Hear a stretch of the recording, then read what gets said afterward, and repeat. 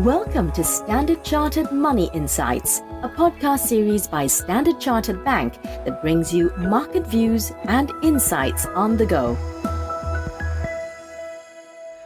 Hello everyone, my name is Abhilash and welcome to Cut to the Chase, a podcast where we help you focus on the market events that we believe truly matter.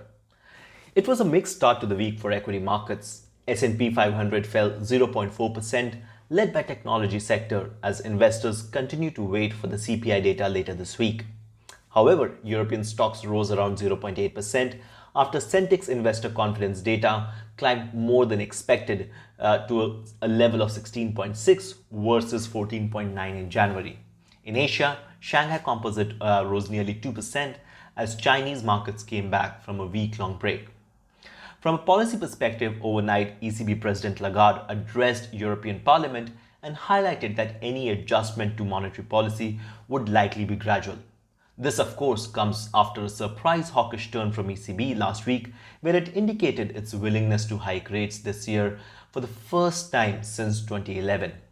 Now, while the softened guidance from ECB President Lagarde led to a slight reduction in rate hike expectations priced by the market, the euro largely held unchanged around 1.143 and it's still holding above its 100-day moving average.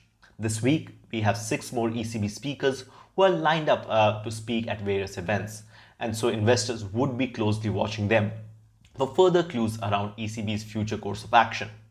Now, in the near term, technicals indicate that 1.137 is a key support, whereas the next resistance lies in the region of 1.1485 to 1.1525. Given that USD is unlikely to gain much traction in the near term in our view, we favor accumulating euro-dollar on any dips that we see. The other notable mover yesterday was gold, which rose above $1820 per ounce. Most of us know that gold has traditionally been viewed as an inflationary hedge. Now, given the cautious market sentiment ahead of the CPI data from US on Wednesday night, we think it might be worth looking at gold to hedge the risk of potential upside surprise in inflation, which could lead to expectations of faster rate hikes and potentially, another round of declines in bonds and equities, at least in the near term. And let's not forget the ongoing geopolitical tensions around Russia and Ukraine. In our assessment, gold is likely to be a major safe haven beneficiary of any escalation in tensions, especially if tighter financial sanctions are imposed. Technicals suggest that the key supports lie in the region of 1750 to 1775, and if we break above 1855, that opens a window to test 1875 and even 1910 levels for gold. Now, if you're interested to read further on our views on gold, please feel free to check out our latest weekly market views publication on our LinkedIn Wealth Insights page.